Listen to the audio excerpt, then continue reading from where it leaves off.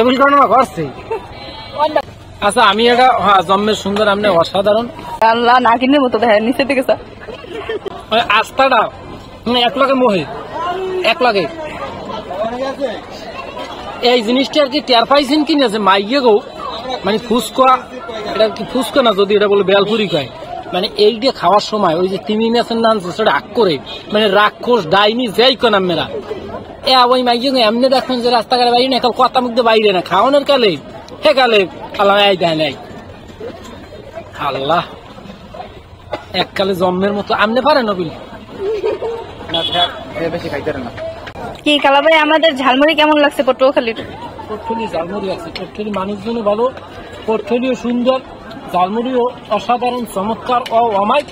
এরপরে যে আমাকে বরিশাল মানেই সুন্দর, খাওয়ন দাওয়ন মাইয়েরা হইতে শুরু করি সব আর কি। এখন অনেকেই বলতে পারে দূর থেকে আইয়া কিন্তু বরিশালে মাইয়ে ভালো লাগে, কিন্তু কথা হয়েছে এই বরিশালের মানুষের 80 টাকা তোলা মানে পোলা গো মাইয়েগো হয়েছে 90 টাকা তোলা। আবার আপনার এমন কোন নজিরবিহীন ঘটনা আছে হিজা বাবা? ধরেন যখন প্রথম করোনা হয়েছে 2019 সালে, তখন মাস্ক ছাড়া তো বাইরে জানো, ওই মাস্ক তো হইতেই চালু না, আপনারা থতমা বাইরে করতেন। যাই হোক এখন ধরেন মাস্ক পরিয়ে মনে হয়েছে যে পানি খামু, আস্তে মাস্কের উপরে ঢালিয়ে দিয়েছেন বা এমন হয়েছে সেফা লাগিয়েছেন মাস্কের মধ্যেই পড়ছে। এমন ঘটনা ঘটছে।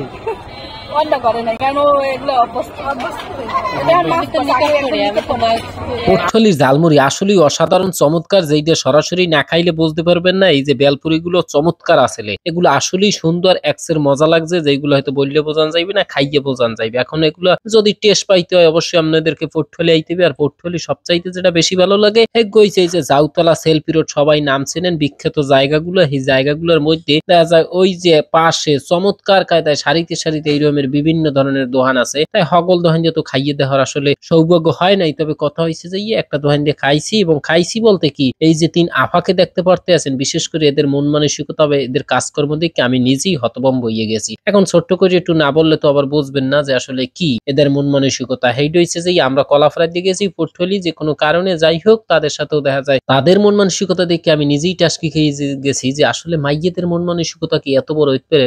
মানে ম্যাক্সিমাম মেয়েদের দেখা যায় একটু ছেঁচড়া কোয়ালিটির মন মানসিকতা থাকে, কিন্তু আমাদের বরিশালের মেয়েদের মন মানসিকতা সবকিছু একটু সুন্দর ভালো, এটা আমরা জানি। তারপরেও দেখা যায় বাস্তব প্রমাণ হয়েছে এখানে কলাফড়ায় আইসি আমরা, দেখা যায় আওয়ার পর যে কোনো কর্মী এখানে খাওয়া দাওয়ার একটা ব্যাপার স্যাপার হয়েছে, এটা তো আপনারা দেখতেই পারছেন। এখন খাইয়ে দিয়ে চাইছি বিল দেওয়ার লইগে, যখন একটা টানাটানি হেসরা, আমরা দেখলাম 2 জন ছেলে আর তারা হলো 3 জন মাতারি। এখন তো এই মাতারিয়েরা কোনো ভিলে আমাদেরকে বিল দিতে দিলেই না, তারা যে বিল হোক, আমরা যেহেতু দূর দিয়ে গেছি তারা বিল দিয়া তারপর ছাড়িয়ে দিয়েছে। যাই হোক এখন কথা হয়েছে আসলেই পটুয়াখালী এবং বরিশালের মানুষজনের মন মানসিকতা, বিশেষ করে মাইয়াগো মন যে আসলে কতটা বড়, এটা না দেখলে হয়তো বোঝা যাইতে না, এই আপুগো না দেখলে হয়তো এটা বোঝাই যাইতে না। যাই হোক আপুগুলো গ্যাক্সের দোয়া শুভকামনা থাকবে। আর এই যে মাঝখানে লালাপাড়া দেখতে পারতেছেন, এর পেজের নাম হইছে এন্টারটেনমেন্ট বাই আশা। যাই হোক এই এন্টারটেনমেন্ট বাই আশার পেজটাকে অবশ্যই একটু সবাই যাইয়ে ভালোবাসা দিয়ে আসবেন, কোনো সমস্যা নাই। আপনার মন মানসিকতা সত্যি চমৎকার, অসাধারণ।